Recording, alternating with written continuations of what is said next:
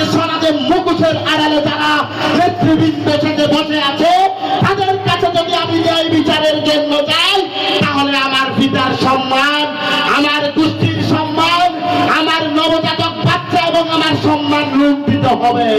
সেই জন্য রাতের নিশীথে যেই মা 10 মাস 10 দিন গর্ভে ধারণ করেছিল সেই অসহায় মা সমাজের ন্যায় বিচার না পাওয়ার ভয়ে, সমাজের লাঞ্ছনা গঞ্জনার ভয়ে রাতের নিশীথে এই মা তার নবজাতক শিশুটিকে পরিত্যক্ত অবস্থায় রাতের অন্ধকারে আরেকজনের গলিতে রেখে গিয়েছিল।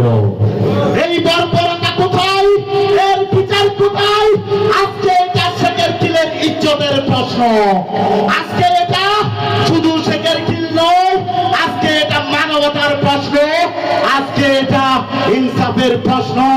আমাদের এই শেখেরকিল, ইসলাম প্রিয় শেখেরকিল, এই শেখেরকিলের জনতা, ইসলাম প্রিয় জনতা, আজকে যারা ইসলাম বিক্রি করে সমাজে মুখোশের আড়ালে দর্শকদের পক্ষ নেয়, আমি মায়া সম্ভব কি আসবেন যতদিন বেঁচে আছে এই শেখেরকিলে দর্শকদের পক্ষে যুদ্ধ করে যাব। বাচ্চাটিকে পেয়েছিল আরো একটা নিষ্পাপ মাসুম বাচ্চা অলরেডি করে আপনারা দেখতে পাচ্ছেন। সেই বাচ্চাটি আর একটি নিষ্পাপ বাচ্চা থাকার পরেও একজন অটোরিক্সা চালক নূর হুসাইন আজকে সমাজের রন্ধ্র যারা মুখোশের আড়ালে নেতৃবৃন্দ সাথে বসে আছে তাদেরকে ধিক্কার জানায়, তাদেরকে চুপে আঙ্গুল দিয়ে দেখিয়ে দিচ্ছে এই চেয়ারম্যান জনগণের ব্যাগ তুলে আর আল্লাহর আছে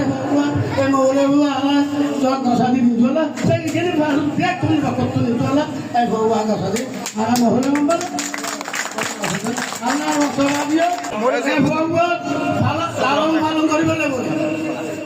এই ভগবান লালন পালন করিব বলে সেখানে চেয়ারম্যান হিসাবে সেখানে মানুষের জনগণের ফকর আর 10,000 টাকা প্রস্তুত করে